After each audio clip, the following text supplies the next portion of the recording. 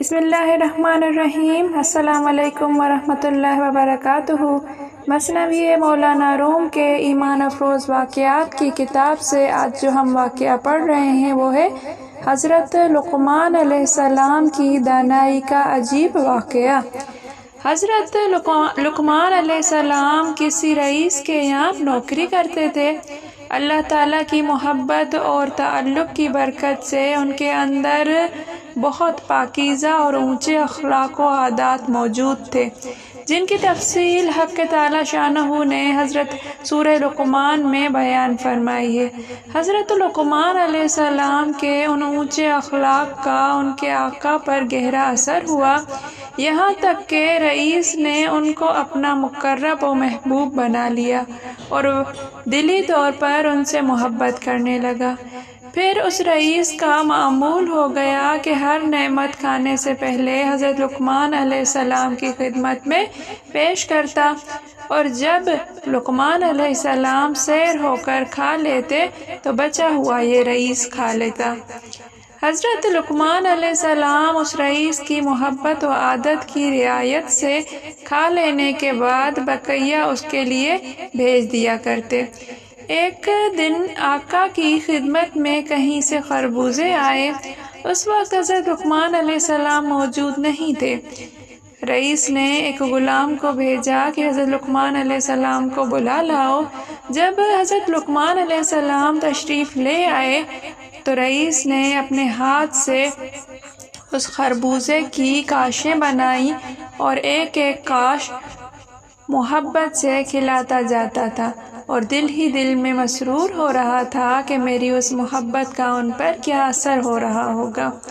حضرت لقمان علیہ السلام خوشی خوشی ہر کاش کھا لیتے اور شکر بجا لاتے، یہاں تک کہ 70 کاشیں کھا لی اور ایک کاش باقی رہ گئی تو اس رئیس نے کہا کہ اس کو میں کھاؤں گا تاکہ دیکھوں کہ یہ خربوزہ کتنا شیرین تھا۔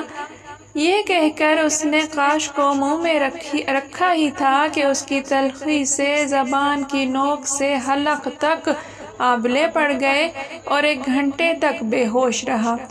جب افاقہ ہوا تو حضرت لقمان علیہ السلام سے عرض کیا کہ اے میرے پیارے، آپ نے کس طرح اس خربوزے کو حلق سے اتار لیا اور اس عذاب کو کس طرح لطف سمجھا؟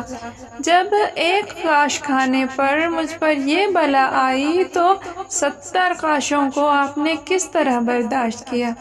حضرت لقمان علیہ السلام نے ارشاد فرمایا کہ میرے آقا، آپ کے مبارک ہاتھ سے سینکڑوں نعمتیں کھائی ہیں جن کے شکر کے بوجھ سے میری کمر جھک رہی ہے، بس مجھے اس بات پر شرم آئی کہ جس ہاتھ سے اس قدر نعمتیں ملی ہوں اس ہاتھ سے آج اگر کڑوی چیز عطا ہو رہی ہے تو اس کا شکوہ کیوں کروں؟